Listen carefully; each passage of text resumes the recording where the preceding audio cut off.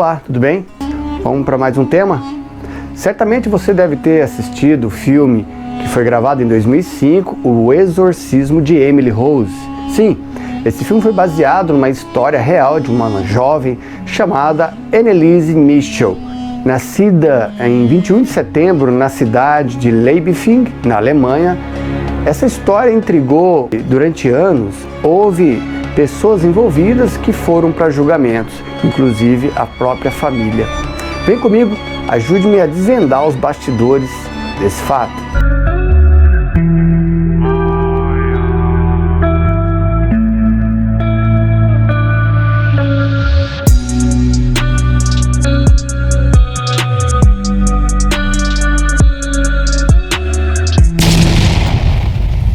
Sua vida era normal, uma jovem bonita, estudiosa, sempre alegre, de acordo com a família, muito calma e amorosa também.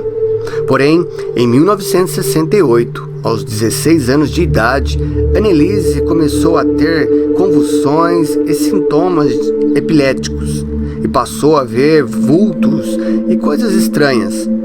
Iniciou-se então um tratamento médico, mas Anneliese começou a desenvolver depressão profunda e foi internada. O tempo foi passando e a garota não foi mais a mesma.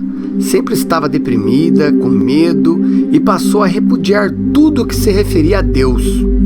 A religião de seus pais era católica. Não se sabe ao certo se a moça teve uma educação cristã, como era de costume na época. Aos 20 anos, a garota começou a apresentar comportamento mais agressivo. Mesmo usando diversos tipos de remédios psiquiátricos, a moça já ouvia vozes há alguns anos e dizia ser oprimida por demônios de diferentes tipos. Ela também atacava seus pais e religiosos que eram convidados para visitá-la e orarem por ela. Alguns sacerdotes tiveram que fazer um pedido à supremacia da Igreja Católica para realizarem um exorcismo, porém foram negados. O sacerdote Ernest Alt e Arnold Reins conseguiram uma autorização para iniciarem o exorcismo na moça, baseado no ritual romano. Anneliese dizia que o próprio Lúcifer, Judas Iscariotes, Nero, Caim e outros demônios, entidades que atormentava durante a noite e dia que se passava. Ela declarava isso expressamente. Começaram os exorcismos pelos padres. Eles iam até a casa da menina, da moça, cerca de 2 vezes na semana, e foram realizados 67 sessões ao todo de exorcismo em Anneliese. Os ataques que Anneliese sofria era tão forte que era preciso 3 pessoas para segurá-la, e muitas vezes eles a amarravam ela na cama e na cadeira, pois ela ficava muito agressiva quando se dizia possuída por esses demônios. Anneliese até voltou a estudar, fazer exames finais de seu curso de pedagogia de Würzburg. Os ataques contra ela não pararam. Voltavam de repente e ela caía inconsciente. O exorcismo continuou. A garota passou a não comer mais. Ela recusava-se a comer e começou a apresentar um quadro de desnutrição. Os seus joelhos também estavam muito machucados, devido à violência que os demônios a colocavam no chão por centenas de vezes. Os sacerdotes fizeram mais de 40 gravações de áudio de acordo com as sessões do exorcismo, que eram realizados cerca de 2 vezes na semana em sua casa. O último exorcismo realizado a Anneliese foi no dia 30 de junho de 1976. Ela estava pesando cerca de 30 quilos, totalmente debilitada e com desnutrição. Também estava com pneumonia, com febre muito alta. Antes dela morrer, ela se inclinou nos braços de sua mãe e pediu que rogassem pelo perdão dela a Deus, e que estava com muito medo. E no dia 1º de julho de 1976, aos 23 anos, foi informado às autoridades sobre a morte da jovem.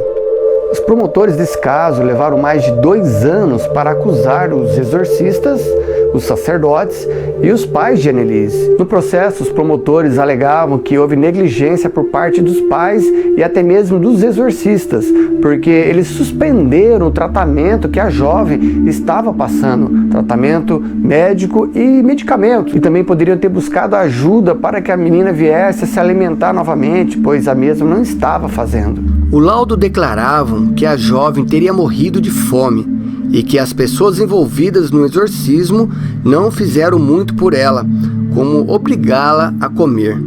Foram acusados pelos promotores os próprios pais de Annelise e os sacerdotes que fizeram o exorcismo nela. Os réus mostraram como prova em seu julgamento os áudios dos demônios que entravam e se revezavam na garota e falavam por ela que iriam matá-la.